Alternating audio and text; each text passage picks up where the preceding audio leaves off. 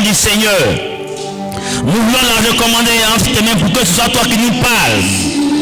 Prends le logos et en faisant un réma ou des rémas pour chacun d'entre nous. Parle-nous.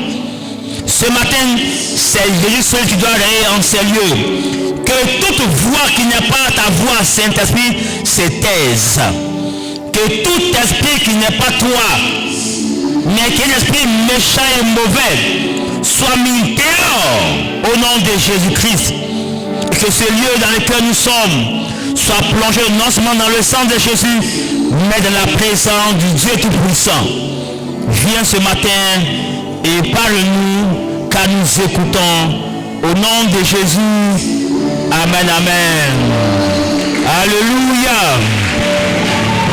Alléluia. Amen, amen. Alléluia. Chaque jour que le Seigneur fait, il faut prier pour aimer Jésus. Chaque jour que Dieu fait, il faut prier pour aimer Jésus. Parce que c'est celui-là seul qui mérite que nous puissions l'aimer. Plus que toute autre chose. Amen. Et il mérite que nous l'aimions. Il mérite que nous l'adorions, que nous le servions. Il mérite que nous lui donnons notre vie. Parce qu'il est digne de confiance. Alléluia. Donc je demande ce matin de bien m'écouter parce que tu n'es pas ressorti comme tu es venu. Amen. Quand tu as écouté ce message, tu ne vas plus te comporter comme tu te comportais dans le passé. Tu vas agir désormais autrement. Parce que tu sauras davantage qui tu es. Et mon thème de ce matin c'est qui suis-je? Dis-toi toi-même. Dis-toi, qui suis-je? Qui suis-je? En un mot, qui je suis? Qui je suis? Et le Seigneur Jésus va nous aider ce matin par la question qu'il a posée à ses disciples. Dans Matthieu 16, verset 13, il a posé cette question. Jésus étant arrivé dans le territoire de Césarée de Philippe, demanda à ses disciples, qui dit-on que je suis? Moi, le Fils de l'homme. Il pose la question à ses disciples. Qui dit-on que je suis? Il répondit, les uns disent que tu es Jean-Baptiste, les autres, Élie, les autres, Jérémie, ou l'un des prophètes. Et vous, leur dit-il, qui dites-vous que je suis? Amen, là, les voix se sont tuées. Simon-Pierre répondit, tu es le Christ, le Fils du Dieu vivant. Est-ce qu'on peut acclamer le Seigneur? Tu es le Christ, le Fils du Dieu vivant. Jésus reprenant la parole lui dit, tu es heureux, Simon, fils de Jonas, car ce ne sont pas la chair et le sang qui t'ont révélé cela, mais c'est mon Père qui est dans les cieux. Amen, amen. Donc Jésus nous fait comprendre à Pierre que quand Dieu se révèle à toi, qui donne une révélation, cette révélation fait de toi quelqu'un qui est différent. Amen. Et c'est pas pour rien que quand plus tard l'apôtre Pierre a joué un rôle important, parce qu'il a compris qui était Jésus. Et plus tard on a vu que l'apôtre Pierre, Jésus lui a dit, c'est toi qui as ouvert la porte du ciel aux incroyants. Et c'est par sa prédication que 3000 personnes se sont converties. Et qui dit-on que je suis, moi, Fils de l'homme? Connaître l'identité de quelqu'un ou de soi-même est une chose très, très importante. Dans la vie spirituelle, pour pouvoir régner et dominer, il faut connaître. En dehors de Jésus, il faut savoir qui tu es. Amen. Il faut savoir qui tu es. Parce que c'est important de savoir qui je suis. Amen. Quand tu marches dans la rue, là, c'est important de savoir qui tu es. Quand tu es assis chez toi à la maison, là, il est important de savoir qui tu es. Quand tu es en face des situations, là, il est important de savoir qui tu es. Amen. Pourquoi donc c'est important de savoir qui je suis? Pourquoi c'est important? Tout simplement parce que c'est une affaire de vie ou de mort. Amen. C'est une affaire de vie ou de mort. Et la Bible nous dit que nous avons un ennemi commun qui est le diable. Le diable n'est pas venu sur la terre pour jouer avec les gens. La Bible dit qu'il est venu pour égorger, pour voler, pour détruire. Donc on te prévient que ton ennemi il vient pour égorger, pour voler, détruire. S'il ne veut pas égorger, il va chercher à voler. S'il ne veut pas voler, il va chercher à détruire. Amen. Lisons ensemble 1 Pierre 5, le verset 8. Allons-y rapidement. Et on lit ces versets. Parce que c'est important pour nous ce matin. Il dit, soyez sobres. Veillez. Votre adversaire, le diable, rôde comme un lion rugissant, cherchant qui il dévorera. Amen. Donc nous dit que le diable rôde comme un lion rugissant, cherchant qui? Est-ce cherchant un homme, cherchant un chrétien? Cherchant qui il va dévorer. Amen. Vous voyez un peu souvent les images des animaux, comme j'aime voir ces documentaires là, où le lion n'a pas de rien. Il se couche là, il vient doucement dans les herbes de la savane, et puis il bondit sur un animal qui est gazelle, qui est gnou, qui est zèbre, qui est buffle, qui est girafe. En tout cas, il bondit et son but, c'est de te dévorer. Amen. Donc la Bible nous dit que le diable cherche qui il dévorera. L'apôtre Paul ne parle pas à des païens, il parle à des croyants. Il a dit ceci: soyez sobres. Quand on dit sobre là, c'est le contraire d'être saoulé. Oui, non. Quand il faut être sobre là, on te dit sois toi-même, sois lucide. Pourquoi il a dit cela? Votre adversaire, le diable, rôde. Il parle à des croyants. Votre adversaire, le diable, rôde comme un lion qui rugit parce qu'il cherche quelqu'un à dévorer. Donc lui, chaque jour, du 1er au 31, 1er décembre, 1er janvier au 30 décembre, il cherche qui va dévorer. Peu importe qui c'est, croyant ou païen ou s'il peut te dévorer, il va te dévorer. Lisons 2 Timothée chapitre 2 verset 26. Et puis on prend en même temps Jean 13 2 et 1 Timothée 3 verset 7. 2 Timothée 2 le verset 26. Verset 24. Or il ne faut pas qu'un serviteur du Seigneur ait des querelles. Donc si tu sais Dieu, tu es enfant de Dieu, il ne faut pas que tu aies des querelles. Amen. Il doit au contraire avoir de la condescendance, c'est-à-dire être capable de faire de surmonter. On dit prendre de la hauteur par rapport aux circonstances de la vie. Pour tous, être propre à enseigner, doué de patience. Un serviteur de Dieu doit être propre à enseigner. Et on dit quoi? Doué de patience. Il doit être un homme qui est agréé à la patience. Il doit adresser avec douceur les adversaires dans l'espérance que Dieu leur donnera la repentance pour arriver à la connaissance de la vérité. Et que, venus de leur bon sens, ils se dégageront des pièges du diable qui s'est emparé d'eux pour les soumettre à sa volonté. Ici, on parle des pièges du diable. Amen. Pour soumettre les hommes à sa volonté. Donc, Satan tend des pièges pour prendre des gens et les soumettre à sa volonté. Amen. Comment quelqu'un qui a tout son sens peut dire qu'un serpent est son Dieu? Peut dire qu'un bœuf est son Dieu? Peut dire qu'une eau est son Dieu? Peut dire qu'un bois est son Dieu? Peut dire qu'une forêt est son Dieu? Si le diable ne l'a pas soumis à sa volonté. Donc le diable fait quoi? Le diable fait tout ce qui est en son pouvoir, comme dit ce passage, pour tendre des pièges aux gens. Soit les croyants chrétiens ne sont pas conscients des œuvres des ténèbres. On vit comme si tout va bien.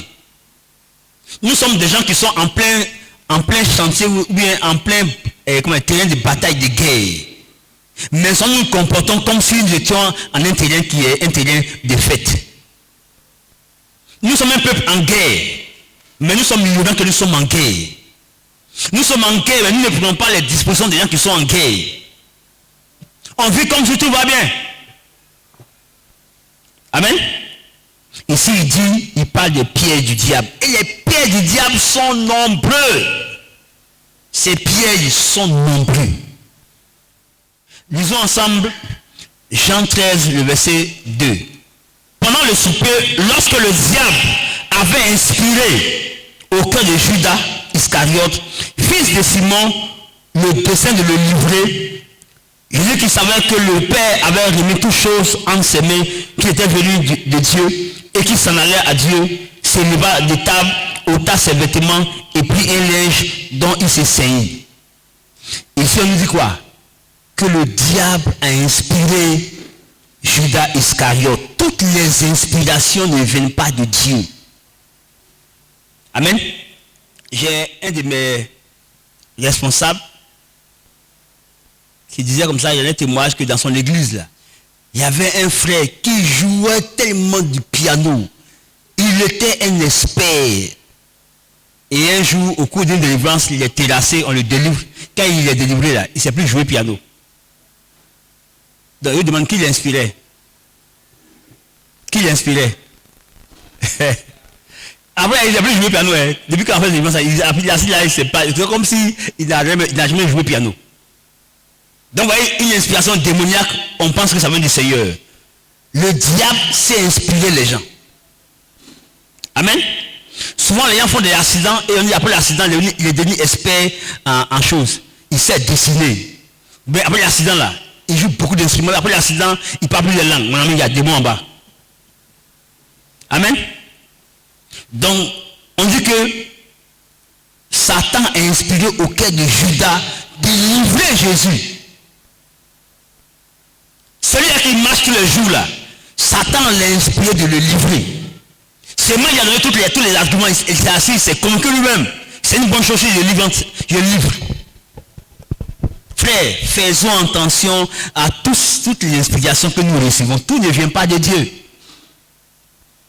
Tout ne vient pas de Dieu. Amen. 1 Timothée 3, le verset 7. Il faut aussi qu'ils reçoivent un bon témoignage de ceux du dehors, afin de ne pas tomber dans l'opprobre et dans les pièges du diable. Verset 6. Il ne faut pas qu'il soit un nouveau converti, de peur qu'enflé d'orgueil, il ne tombe sous le jugement du diable. Donc un nouveau converti à qui on donne beaucoup de responsabilités peut penser qu'il est arrivé. Et ça peut lui tendre un piège. Il peut donc être enflé d'orgueil et tomber sous le jugement du diable. Le jugement du diable, c'est que l'orgueil qui a fait que Satan a été déchu. Donc il peut perdre la grâce de Dieu à cause de l'orgueil. Donc nous devons faire attention. Le diable n'est pas en congé. Le diable n'est pas en vacances. Le diable n'a pas voyagé. Amen. Le diable éclate constamment, cherchant des occasions de nuisance, de destruction. Luc 8, verset 12. Ceux qui sont le long du chemin, ce sont ceux qui entendent, puis le diable vient et enlève de leur cœur la parole, de peur qu'ils ne croient et soient sauvés. Ici, Satan fait tout pour enlever la sémence du cœur des gens, pour ne pas qu'ils se répandent. Ou bien enlever la sémence dans le cœur même d'un croyant, pour ne pas qu'il croie, pour qu'il voie dans sa vie les choses évoluer. Le diable est un voleur de sémences. Quand on sème la parole, il cherche de l'occasion pour venir enlever la sémence qui a été sémée. C'est comme à l'église, on prêche l'évangile, on est chaud, mais quand on va à la maison là, on a oublié le message du dimanche. On ne peut pas la peine de savoir dimanche soir là pour les lire, ou toute la semaine on fait une méditation. Donc le diable peut facilement venir et enlever la sémence que Dieu a mis en toi. Dans cette sémence là, était la base du miracle. Parce que Dieu, pour opérer un miracle, envoie toujours sa parole. C'est pourquoi il a dit, il envoya sa parole et il est guéri. Donc quand Dieu envoie sa parole là, c'est qu'il est sûr pour faire quelque chose. Mais cette parole qui vient que tu as accepté là, si Satan vient voler là, si quoi Dieu va s'appuyer pour opérer le miracle, il n'y a rien. Donc fais attention quand tu viens écouter là, écoute à la manière des disciples.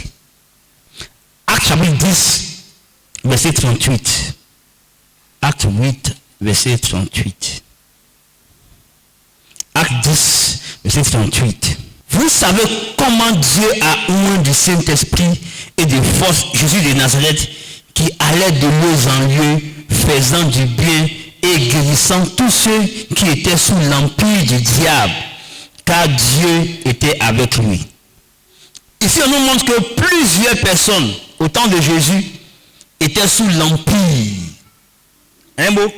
Ils appartenaient au diable. C'est dans son royaume.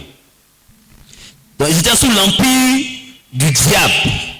Ce qui a fait que Jésus allait de lieu en lieu pour les guérir. Donc, le diable n'est pas quelqu'un, un homme en costume. Le diable n'est pas un homme d'affaires. Le diable est méchant. Le diable est mauvais. Sans nous oublions ça. Amen. Apocalypse 2, 10 et 12, 9. On va terminer ces deux passages. Apocalypse 2, le verset 10. Qui suis-je? Ne crains pas ce que tu vas souffrir. Voici le diable jettera quelques-uns de vous en prison, afin que vous soyez éprouvés et vous serez une tribulation de 10 jours. Sois fidèle jusqu'à la mort et je donnerai la couronne de vie. Ah, donc le diable jette les gens en prison. Amen. Le diable jette des gens en prison. Quelqu'un a dit, mais il est passé par où? Le diable n'est pas là physiquement, mais il peut inspirer quelqu'un de te mettre en prison. C'est dans la rue qui marche, voleur, voleur. On t'arrête, on te met en prison. Pourtant, tu n'es même pas à la tête d'un voleur. Parce que le diable avait un plan, un projet contre toi. Amen. Donc, le Seigneur Jésus dit ici que le diable va jeter quelques-uns en prison. Mais il le fait déjà, plusieurs personnes sont retrouvées en prison sans avoir commis des délits. Mais parce que c'était un projet du diable et des ténèbres. Amen. Je connais un de mes cousins qui a été mis en prison au temps de la crise. Quand il a prié, il m'a dit c'est une du diable. Il n'avait rien fait. Il n'avait même pas combattu même. Amen. Donc le diable jette des gens en prison. Il faut le savoir. Apocalypse 12, le verset 9. Il fut précipité. Le grand dragon, le serpent ancien, appelé le diable et Satan, celui qui séduit toute la terre, il fut précipité sur la terre et ses anges furent précipités avec lui. Et le nom que Satan porte. Il fut précipité le grand dragon. Là, on parle de violence. Le serpent ancien, le serpent, c'est la séduction. C'est comme ça qu'il opère. Il dit appelez le diable et Satan, adversaire. Il dit comme non, celui qui séduit toute la terre. On dit il séduit toute la terre. Son travail de séduire les gens. Il sait avec chacun d'entre nous quelle séduction qui va marcher. Donc le diable il a dans sa clé USB, dans son ordinateur, dans son portable, toutes les techniques de séduction. Et la Bible nous dit que son rôle, c'est de séduire toute la terre. Il sait comment dans ce pays-là, comment séduire les gens. Dans ce quartier, comment séduire les gens. Telle personne, comment le séduire. Et toutes ces choses-là, c'est pour éloigner les gens de Dieu. S'ils sont païens, et les maintenir loin. Ou bien s'ils sont chrétiens, là, c'est amener à avoir une autre image du Seigneur, ou d'eux-mêmes, et puis abandonner. Amen. Le diable est méchant. Satan, là, il ne joue pas avec quelqu'un. Même bébé, il n'a pas pitié de bébé. Le diable n'a aucune compassion. Sans nous oublions que nous sommes un peuple en guerre contre le monde des ténèbres. Et on vit comme si tout va bien. On est surtout à la lumière de nos raisons et non de la parole de Dieu. Pourquoi j'ai eu donné tous ces versets qui parlent du diable? Le jeudi matin, on se réveille pour prier. Je n'avais pas parlé d'invitation à la maison. Donc on se réveille, moi je sors de la chambre. Pendant que j'allais m'asseoir, j'ai eu une vision. La vision que j'ai vu un homme qui marchait. Dieu m'a dit c'est un croyant. Et j'ai vu un être près de lui. Que je peux dire soit c'est le diable ou c'est un démon. Amen. Ainsi bien. L'image que j'ai vue là. Satan était à sa droite, ou l'esprit était à sa droite. Et les deux étaient en train de marcher. Je voyais l'être tout noir, avec des cornes, avec des pieds en sabot. Mets-toi comme ça. Et il a mis sa main sur lui comme ça. Il marchait et puis il était en train de lui parler. Il était en train de lui parler. Et le Seigneur me dit, c'est comme ça que le diable opère. C'est-à-dire, Satan prend le temps de parler aux gens. Dans toutes les situations que tu vis là, il est fort probable que déjà le diable t'a déjà conseillé dans ce que tu vis là. C'est fort probable qu'il t'a donné conseil. Et l'une des choses qu'il fait là, c'est de nous amener à oublier qui nous sommes. Et qu'est-ce que Jésus a fait de nous et qu'est-ce qu'il a fait pour nous. Imaginez un homme qui va au combat, qui a une épée ou bien qui a une arme à main. Et puis on lui dit avance mon ami, tes amis sont déjà vaincus. Tu vas pour mourir, c'est cadeau si tu en vas. Il va en guerre, il a une arme en main, mais à l'intérieur il a déjà vaincu et puis il s'en va. Qu'est-ce qu'il va faire sur le champ de bataille? Rien du tout. Parce que la paix va envahir son cœur. Et le Seigneur me dit, c'est comme ça que le diable passe son temps tous les jours à parler aux croyants. Et ils pensent que tout ce qu'ils ont comme pensé là, ça vient du Seigneur. Tout ne vient pas du Seigneur. On dit qu'il a inspiré Judas pour qu'il décide de livrer Jésus. Pourtant Judas marchait à Jésus, il était à côté de Jésus. Et le diable lui met à cœur de livrer le Seigneur. Et quelle était sa fin après? Quand il a inspiré, il s'est suicidé. Vous voyez non? Il a atteint son but.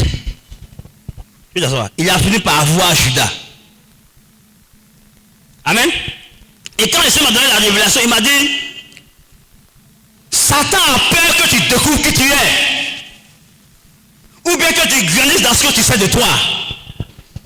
Ce que tu as appris, c'est déjà suffisant. Il ne faut pas aller loin. Parce que si tu vas loin, lui va avoir des problèmes. Donc comment t'amener à rester au stade où tu es là? Et puis accepter tes conditions et ne pas accepter que les choses évoluent. C'est-à-dire, il va faire en sorte que tu ne trouves pas nécessaire de revendiquer, de réclamer, de t'approprier, d'arracher ce qui t'appartient.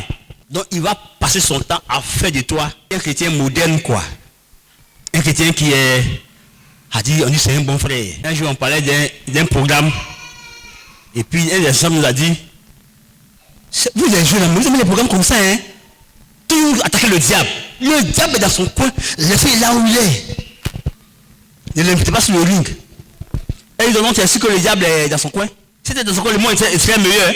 Donc le test que l'image que Dieu m'a donné de voir, j'ai compris pourquoi les chrétiens tournent en rond, pourquoi les chrétiens n'avancent pas, pourquoi ils n'évoluent pas. Et il donne à d'autres chrétiens des batailles inutiles. Pourquoi celui qui chante? Pourquoi moi je chante? On ne cherche à avancer, là, dans ça il est. Pourquoi on ne va pas changer pour prêcher? Pourquoi c'est lui qui prêche? Pourquoi c'est à lui on a donné pour plus d'argent? Pourquoi pas moi? C'est-à-dire, au moins il va se rendre compte, un an est passé sur lui. Il n'a rien foutu de bon. Parce que le diable l'a inspiré. Oui, non. Quand il a vu l'image, il m'a révolté. Il fait croire au gars qu'il est son ami. Et quand il va lui parler, il ne va pas dire tu. Il va dire je. Donc le juge de ses pensées dit non, que ce sont mes pensées. Oh, c'est faux, c'est pas ses pensées. Sinon, comment quelqu'un peut dire, il y avait une femme qui s'est là venue, et lui dit, c'est la femme de qui? C'est la femme de Uri. Il a fait venir coucher avec elle, elle tombe enceinte, et il fait tuer le mari. Qui a inspiré tout ça? C'est le diable. Il dit, ah, tu es enceinte, si tu es informes les sables, votre monsieur discipline, donc il faut avorter. Et puis il y a ça, on dit, il y a ça est morte. Si une soeur met dans l'avortement, elle va où? Entre nous. Elle va où? Au paradis? Va au paradis. Donc le diable aurait gagné comme ça en détruisant la vie de quelqu'un. Frère, qui suis-je? Qui suis-je? Ça veut dire que si le Seigneur nous ouvrait un peu les yeux pour montrer qui nous étions ou bien qui nous sommes, je pense qu'on aurait bouleversé le monde. On aurait bouleversé le monde. Le diable sait que si tu laisses découvrir dans sa totalité qui tu es, il va y avoir des problèmes. Donc si tu restes là où tu es, là, où de temps en temps, quand tu es un peu mal, tu dis, hey, je vais mourir, ça vraiment, il aime ça. Mauvaise image de soi, des pensées bizarres, c'est bon comme ça. Un jour, on avait prié pour une soeur. La soeur dit qu'elle est malade. Et il m'a dit, quand tu es malade, non, c'est dimanche passé là. Qu'après le culte, ils sont allés chez une soeur, puis ils ont trouvé une femme qui a préparé pour envoyer. Elle dit, dès que j'ai mangé net, j'ai commencé à avoir froid. Il dit, comment ça, on avoir froid? Et puis elle dit, la femme là, elle avait 6 doigts. Or, 6 doigts, c'est son totem. Chrétien qui a totem. Ouais, comment ça va dire? Dès qu'elle a vu la femme là, elle a 6 doigts là, elle a piqué froid, elle a mis le elle a piqué froid. Et jusqu'à un dimanche après, il se met à malade et grelotte.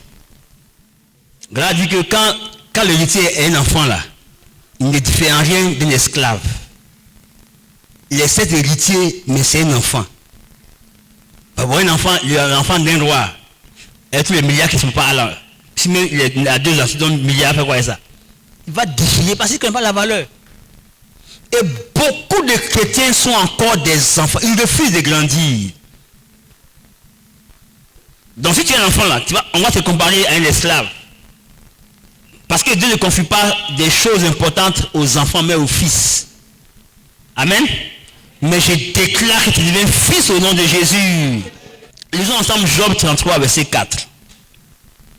Job dit, l'Esprit de Dieu m'a créé et le souffle du Tout-Puissant m'anime. Amen. Donc Dieu a pris son temps pour te créer et il a mis en toi son souffle. Donc ça dit que si on t'a créé, c'est que tu es important, tu as de la valeur. C'est pourquoi quand tu regardes ta vie, ta pomme là, tu regardes l'état de ta pomme là, en point digital là, il n'y a pas quelqu'un qui a pour toi même chose, ça n'existe pas. Pour la simple raison que tu es unique, tu es spécial pour Dieu. Et c'est Dieu qui t'a créé, et il a pris son temps pour te créer, et puis il a mis en toi son souffle. Donc c'est Dieu qui t'anime, c'est lui qui anime ton souffle. Voilà, oui, verset 16. J'aime tant le verset 32 que j'ai lu ça sans regarder mon papier. L'Esprit lui-même, qu'est-ce que le Saint-Esprit? L'Esprit lui-même rend témoignage à notre esprit que nous sommes quoi? Enfants de Dieu. L'Esprit rend témoignage à ton esprit que tu es enfant de Dieu. Tu n'es pas enfant de n'importe qui, tu es enfant de Dieu. Tu n'es pas enfant d'un président, tu es enfant de Dieu. Tu n'es pas enfant d'un ministre, tu es enfant de Dieu. Tu n'es pas enfant d'un roi humain, mais tu es enfant de Dieu. Tu n'es pas enfant d'un prince, tu es enfant de Dieu. Tu n'es pas enfant d'un animal, mais tu es enfant de Dieu. Vous pensez que un homme peut laisser son enfant être malmené par quelqu'un d'autre sans qu'il dise quelque chose? Et puis Dieu qui t'a créé, qui t'a sauvé, va laisser ta vie comme ça sans qu'il ne se lève pour dire quelque chose sur toi? Tu es enfant de Dieu. C'est déjà suffisant. Tu es enfant de Dieu, tu n'es pas enfant de n'importe qui. Donc qui a affaire à toi, a affaire à Dieu. N'est-ce pas? Qui a affaire à toi a affaire à Dieu. Il y a une dame qui m'a vu, une sorcière, elle s'est venue se confesser qu'elle m'a attaqué et puis elle a échoué. Et ça c'est pas une information, je sais ça déjà, parce que tu ne peux pas m'avoir. Amen. Tu ne peux jamais m'avoir. Jean chapitre 1, le verset 12. Mais à tous ceux qui l'ont reçu, et qui ont reçu Jésus, à ceux qui croient en son nom, elle, donc la parole, a donné le pouvoir de devenir enfants de Dieu, lesquels sont nés. Nous sommes devenus enfants de Dieu lorsque nous avons accepté la sémence qu'est Jésus en nous. Nous sommes devenus des enfants de Dieu. Amen. Donc on devient enfant de Dieu, on ne naît pas enfant de Dieu. Et si tu es enfant de Dieu, ça veut dire que la grâce, la main de Dieu repose sur toi. Lisons 1 Jean chapitre 3, le verset 2. Parce que je n'ai pas vu un peu pleurnichard comme les enfants de Dieu. Toujours en train de pleurnicher. Mais ce sera ton cas au nom de Jésus. Donc tu vas arrêter de pleurnicher si tu étais de ceux qui aimaient pleurnicher. Bien-aimés, nous sommes maintenant enfants de Dieu. Et ce que nous serons n'a pas encore été manifesté. Mais nous savons que lorsque cela sera manifesté, nous serons semblables à lui parce que nous le verrons tel qu'il est. On te dit, mon frère, actuellement tu es enfant de Dieu, non, mais c'est petit. Ce que tu as pour le moment là, c'est petit. Ce n'est même pas le cas de ce qui arrive après. Ce que tu as actuellement, c'est petit. On dit c'est petit.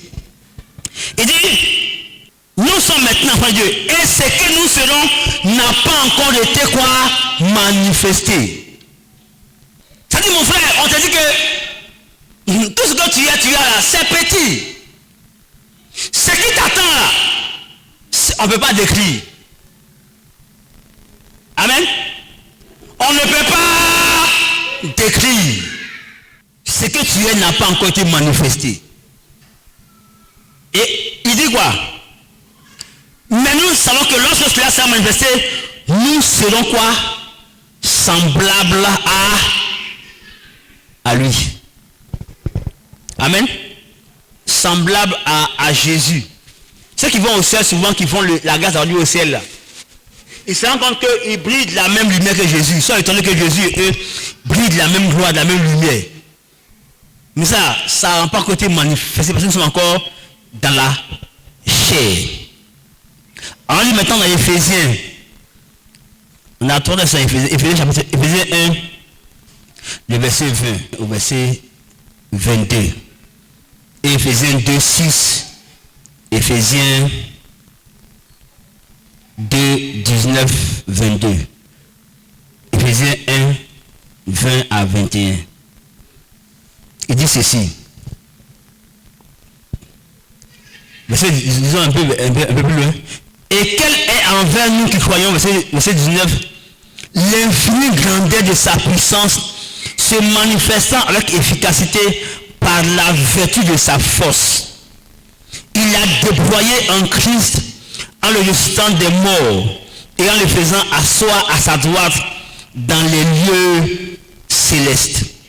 Au-dessus de toute domination, de toute autorité, de toute puissance, de toute dignité, de tout nom qui se peut nommer, non seulement dans le siècle présent, mais encore dans le siècle à venir. Il a tout mis sous ses pieds et il a donné pour chef suprême à l'église. Regardez bien ce que tu es en train de dire ici là. Quand on lit verset 2, 6, faites attention. Il dit, il a déployé en Christ en ressuscitant des morts et en le faisant asseoir à sa droite dans le lieu céleste. Écoutez-moi bien. Au-dessus de toute domination. Donc Jésus est au-dessus de toute domination, de toute autorité, de toute puissance, de toute dignité, de tout nom qui se peut nommer, non seulement dans le siècle présent, mais encore dans le siècle à venir. Maintenant, lisons le verset 2, chapitre 2, verset 6. Il dit, il nous a ressuscités ensemble et nous a fait asseoir ensemble dans les lieux célestes. Donc, tout ce qu'il a cité tout à l'heure dans le verset 20 à 21 là, c'est la même chose nous concerne. Il dit, ils ont resté ensemble, nous avons fait asseoir ensemble dans les lieux célestes. Amen. Afin de montrer dans les siècles à venir les vues de sa puissance par sa bonté envers nous en Jésus-Christ. Amen. Donc, il t'a fait asseoir dans les lieux célestes en Jésus. Au-dessus de quoi? De toute domination, au-dessus de toute autorité, de toute puissance, de toute dignité, de tout nom qui se peut nommer. Donc, qui est au-dessus de tout. Amen. Et on vient nous parler des petits sorciers qui se promènent sans caleçon. Allez, pitié. On me dit que j'ai été ressuscité avec Jésus-Christ. Et on va faire asseoir ensemble dans les lieux célestes. Donc dites-moi, qui va venir me vaincre?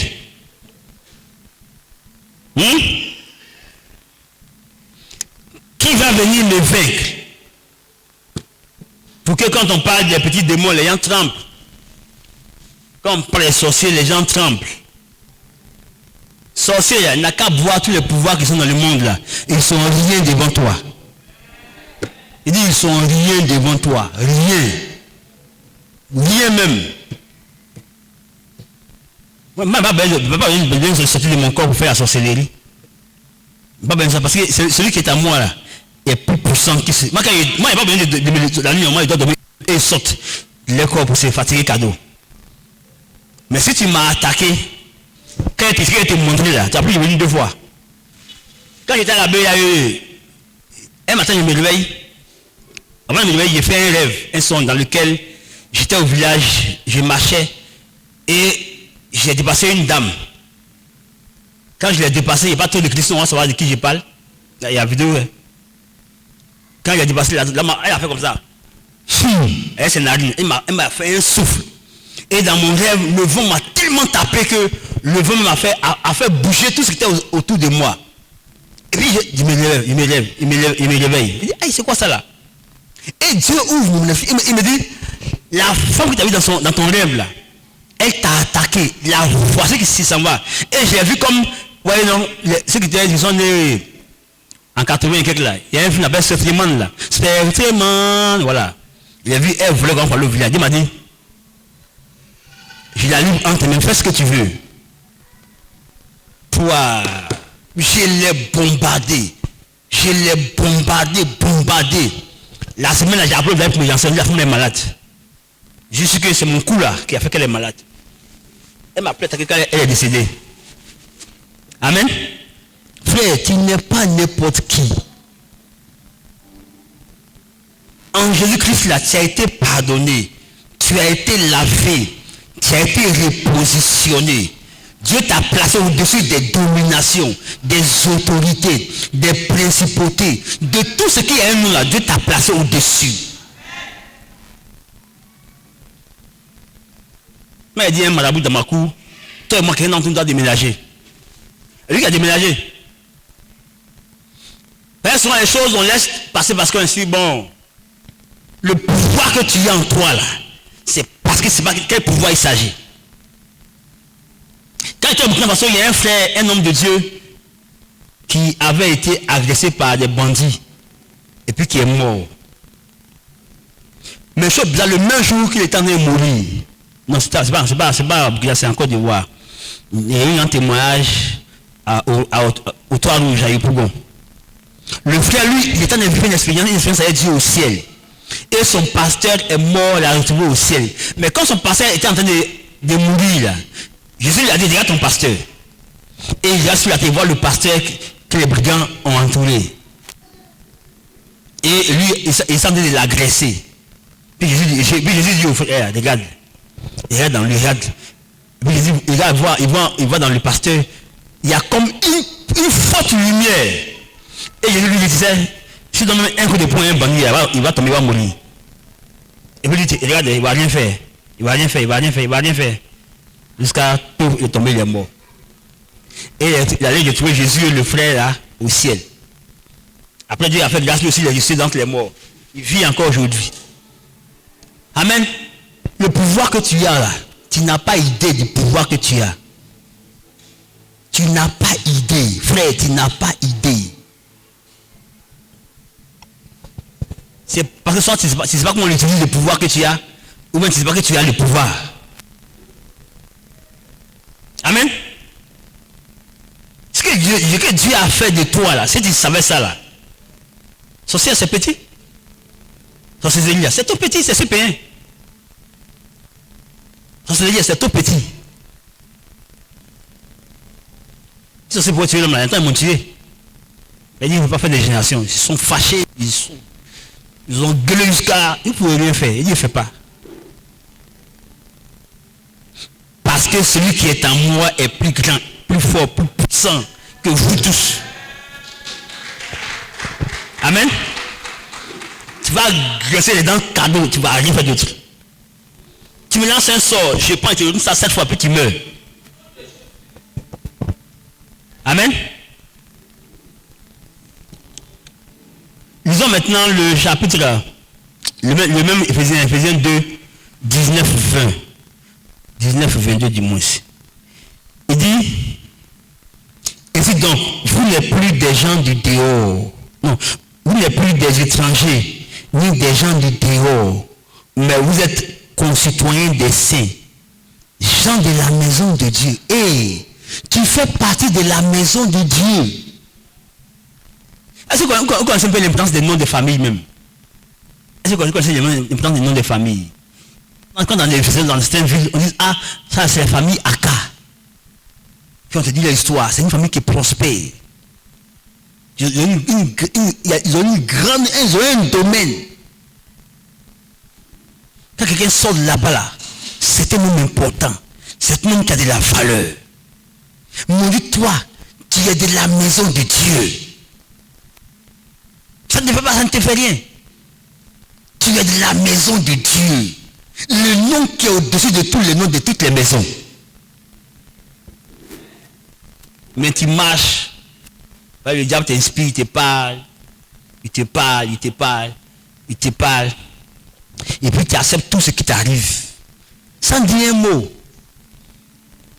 Il y a qui disent pas, qui dit pas un mot, c'est Jésus, parce qu'il devait mourir pour nous. Il n'y a pas ouvert sa bouche comme une brebis muette. Toi tu es une brebis aussi. Toi tu es une brebis pour mourir. Pourquoi ce qui t'arrive là, tu ne parles pas, tu ne dis pas un mot. Pourquoi? Les choses t'arrivent, tu ne parles pas, tu regardes, tu ne dis rien. Dis quelque chose.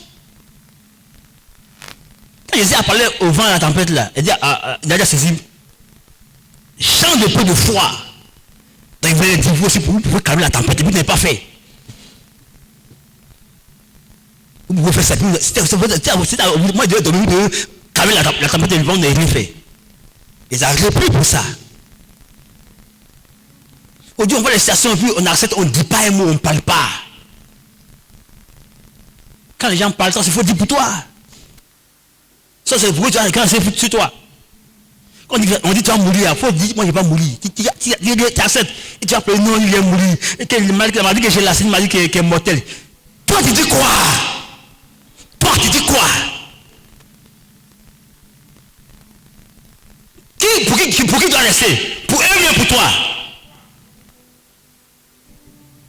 Quelqu'un m'a dit à l'hôpital, monsieur, tu as hépatite B, hein? C'est comme si c'est plus grave que si tu as dit, moi, je n'ai pas hépatite B. Il a dit, j'ai répondu, je n'ai pas hépatite B. Pourquoi j'ai avoir hépatite B? Et après, quand on fait mon examen, il dit, je n'ai pas hépatite B. Ah bon, il n'est pas venu. J'ai dit à ma bouche, je n'ai pas hépatite B. Parce qu'un Dieu règne par sa bouche. Dieu règne par sa bouche. Il parle et puis les choses arrivent. Mais toi tu ne parles pas. Tu subis seulement. J'ai déjà prié pour il y a un frère. Il dit, au bureau là, Quelqu'un des problèmes là. Pas dire c'est révélation, mais je veux le chasser. Puis j'ai prié, on l'a chassé. C'est pas une fois, plusieurs fois. Il y a un gars d'Aboul là qui empêchait un ami de pouvoir s'installer. Il dit mon frère, il y a même nom qui m'a dit ah bon, il va comme moi, d'accord, il le chasse. Ils l'ont chassé. Parce qu'il y a un Dieu là, quand il dit quelque chose, ça arrive.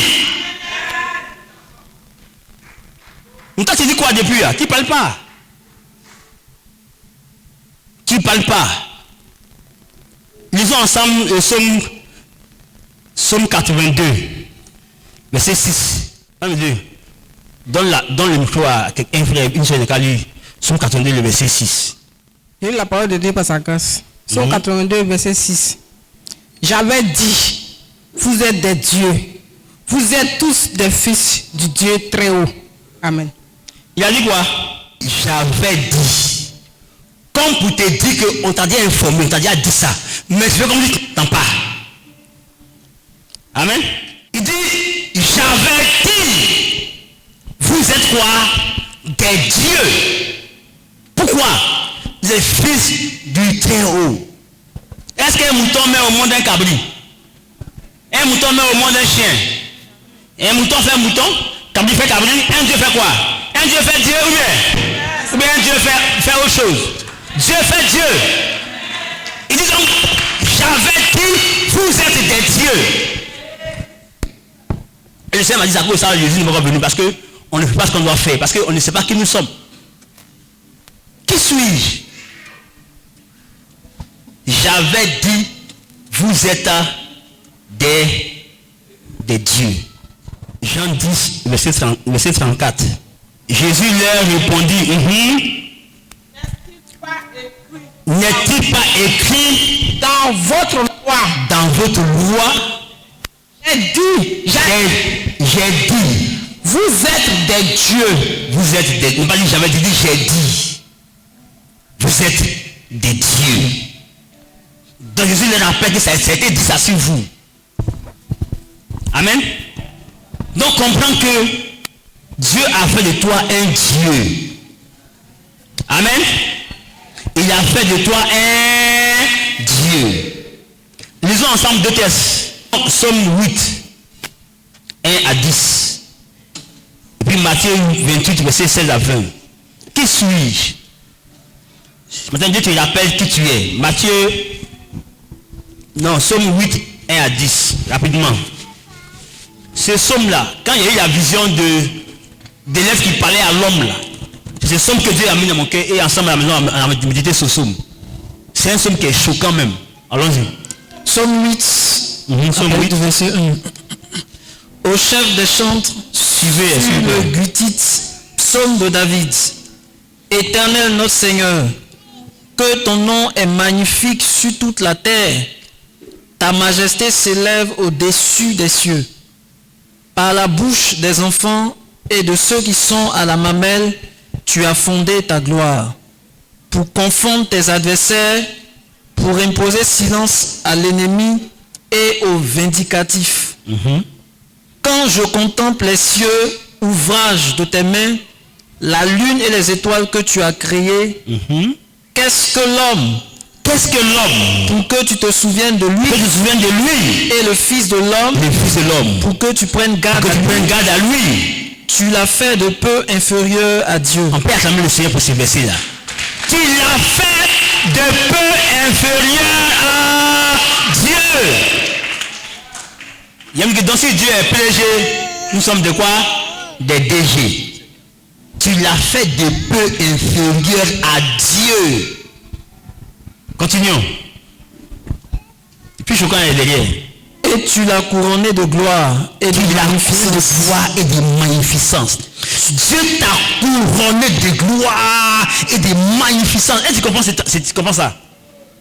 Continue. Tu lui as donné la domination sur les œuvres de tes mains. Wow. Tu as tout mis sous ses pieds. C'est pas choquant ça là? Ça c'est pas choquant. Tu lui as donné la domination sur les œuvres de tes mains. Et dis encore, tu as tout mis sous ses pieds. Qui suis-je? suis celui que Dieu a créé. De peur vienne à lui. Je suis celui à qui Dieu a donné la domination sur les œuvres de ses mains. Je suis celui à qui Dieu a mis toutes choses sous ses pieds. Amen. Continuons. Les brebis comme les bœufs, les agneaux des champs, les agneaux du ciel et les poissons de la mer, tout qui parcourt les sentiers des champs, des mers. Dieu a mis toutes choses sous tes pieds. Amen. Donc le diable sait que Dieu l'a mis sous tes pieds à toi. Le diable sait ça. Dis, tu lui as donné la domination sur les œuvres de tes mains. Tu as tout mis sous ses pieds. Le diable est dedans. Les démons sont dedans. Amen. Donc, qui va venir t'effrayer même? Qui va t'effrayer?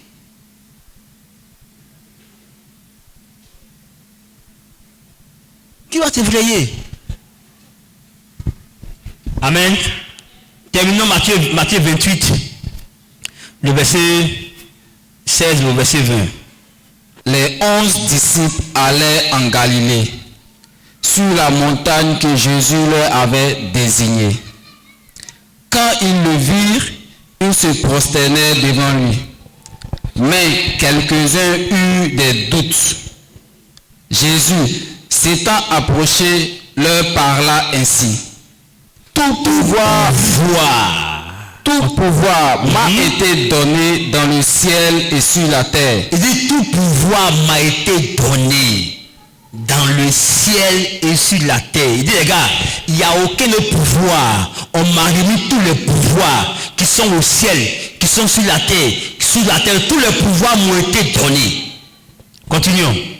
Allez, faites de toutes les nations des disciples, les baptisant au nom du Père, du Fils et du Saint-Esprit. Et enseignez-leur à observer tout ce que je vous ai prescrit. Maintenant, voici ce qui choque le plus. Allons-y. Et voici. Quand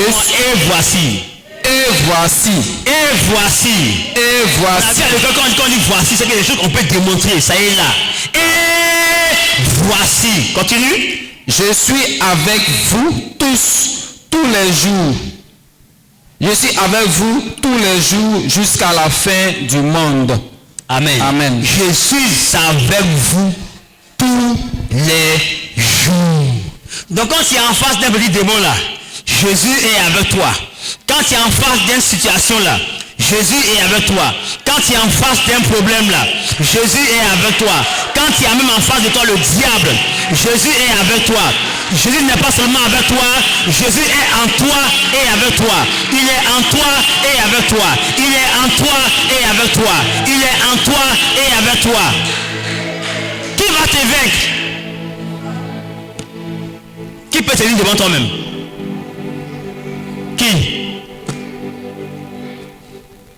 Qui suis-je?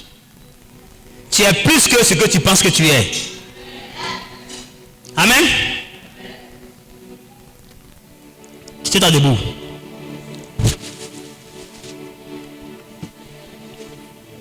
Et ce que Dieu m'a dit, c'est que Dieu m'a dit, quand beaucoup ne savent pas qui ils sont là, quand ils entendent parler de l'homme de Dieu, ils courent. C'est donc que l'homme de Dieu va aller donner les choses, puis tout va changer. Pourtant, eux-mêmes, ils sont les dépositaires de toute la puissance de Dieu. Amen. Si nos pères étaient fait une grâce, on va la suite dimanche prochain. Pour voir que, au fait, tout est déjà en toi. C'est pour ça, parce que tu ne fais rien avec. Amen. Tu as un pouvoir que tu n'utilises pas. Donc tu vas subir, puisque tu n'utilises pas. Prie ensemble le Seigneur. Prie le Seigneur. Et commence à rendre grâce au Seigneur pour tout ce qu'il a dit, que tu es. J'ai vite planté le décor pour voir qui tu es. Qui suis-je? Comme ça, quand tu as commencé à prier, tu sais qui tu es et puis tu pries. Tu ne pries pas avec doute, tu pries avec conviction. Parce que tu sais qui tu es. Quand tu parles aux circonstances, tu n'as pas peur. parce que tu sais qui tu es. Quand tu dis une chose, la chose arrive parce que tu sais qui tu es. Le jour que tu vas te lever là, le monde va trembler. Parce que tu ne t'es pas encore levé. Tu te minimises. Tu manques de confiance en toi-même. Pourtant Dieu lui sait qui tu es. Dieu il sait qui tu es. Dieu il sait qui tu es. Dieu il sait qui tu es.